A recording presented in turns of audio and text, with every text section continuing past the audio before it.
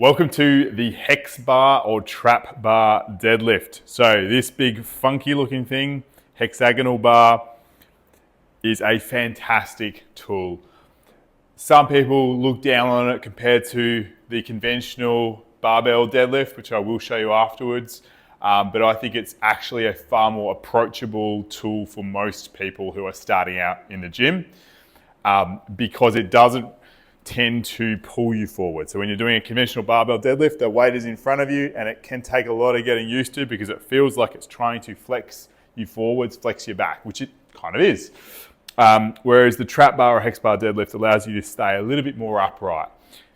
That's both a good and a bad thing depending on your goals and your context and your history, etc. But I love it. It's a fantastic exercise. So if you've got one in the gym, I would highly recommend giving it a shot. If you don't, I'll show you some alternatives afterwards.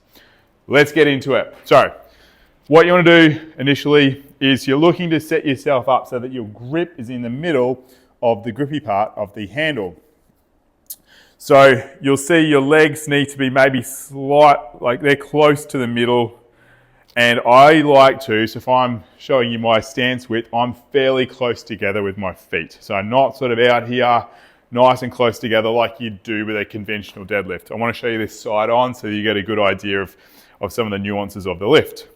So coming on down to the bar. Now, it doesn't really matter how you get down. I like to hinge down slightly, but I am actually coming down into a slight squat position. But once you get down there, you could even just honestly bend over like that. It doesn't really matter. However, as you start to set up, you want to make sure that you do bring your hips underneath you a little bit. So it's not a full hip hinge position. So I'm bringing hips down underneath. And one of the things I think of is trying to get my head as high as I can, or as though I'm trying to reach for the ceiling. And part of that is called taking up the slack in the bar and the weight. So there will be a slight little bit of movement and give in the weight plates and the bar here. So you want to take that slack up before you lift. Otherwise, it's going to create a bit of a jerking movement as you start to lift. All right, so hips underneath you. Take your head as high as it'll go without lifting. Nice solid grip. And then from there, you can push the ground away to come up to the nice tall position. Everything's nice and squeezed up here, and then reversing it back down. Now, when you first start, make sure you reset, make sure everything's in the right position and go again. As you get more confident, you can just tap down, straight up and down like that. Now, I don't want to overcomplicate it. It's a fairly simple tool. Yes, you can bias different muscle groups. So if you're a little bit sore, say in the knees, or you're looking to really target your posterior chain, so your glutes and your hammies, you might use more of a hip hinge pattern. So trying to keep that bottom a little bit higher, shins a bit more vertical. If you're looking to target more your quads, say as a squat alternative, then you can push those knees a bit more forwards. But for me, I like to find that midpoint, so head nice and high, and just straight up from there. Very, very good exercise for most.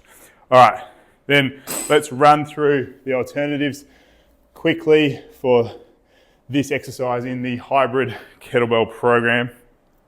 So conventional deadlifts, I'm not going to give a super slow detailed setup for these. However, quickly, the 5 steps are shoelaces under the bar if you've got them. I'm obviously wearing a pair of slides at the moment. Shoelaces under the bar, feet nice and close together. So step 1, shoelaces. Step 2, grab that bar but don't move it. Step 3, shins to the bar. Step 4, bring your chest through and take up the slack. And that's where your back essentially flattens out. And step 5 is lift straight up and then returning back down to that position. So that's option 1. Option 2 would be a Romanian deadlift, either a barbell, kettlebell, or a dumbbell. So for a Romanian deadlift, it's a pure hip hinge. So all you're going to do is push your bum back, push back, push back, push back, and come straight back up again. Push back, push back, push back, come straight back up again. Okay, pop that one down. So a less or a lower entry point one, a lower equipment availability one might be using 2 dumbbells or 2 kettlebells. So nice light ones if you're just starting out. So same exercise though would be a Romanian deadlift where you're thinking about pushing your bum back till your hammies tighten up and then coming back up. So it's not a squat where I'm pushing my knees forwards, pushing my bum back, but still keep nice and evenly weighted on those feet.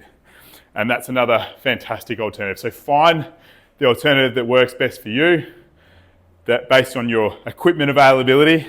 But if you've got access to a hex bar or a trap bar, I would go with that. If you don't want to use any free weights, then you could always try a leg press variation.